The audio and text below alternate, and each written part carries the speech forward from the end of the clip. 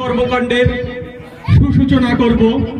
Mission তপোবন এক বৃহৎ কর্মকাণ্ডে বিশ্বাসী, আন্তর্জাতিকতাবাদে বিশ্বাসী। তার মধ্যে ইতিমধ্যে 4টি স্কুল চলছে, একটি ইংলিশ মিডিয়াম স্কুল, একটি অঙ্কন শিক্ষা কেন্দ্র, একটু আমাদের 2026 সালে যে ব্রত রয়েছে, যে সংকল্প আমরা নিয়েছি, বৃদ্ধাশ্রম আমরা শুরু করছি।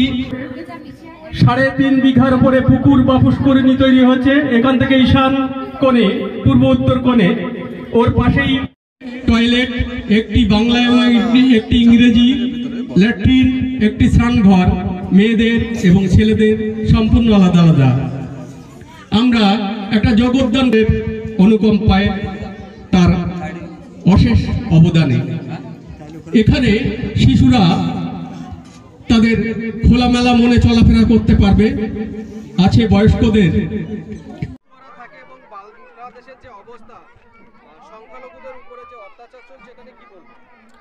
শুধু বাংলাদেশের মতুয়াদের নয়, এখানের মতুয়াদের উপরেও অত্যাচার চলেছে।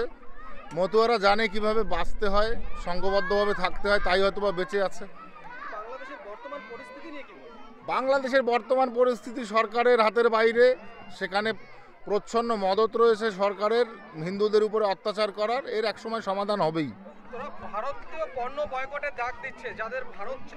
আরে না খেয়ে মরবে ওরা, ভারতের পণ্য না গেলে না খেয়ে মরবে।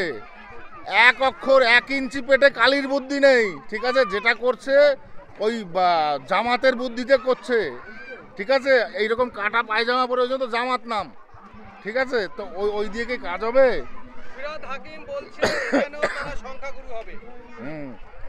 যবে হবে তবে দেখা যাবে।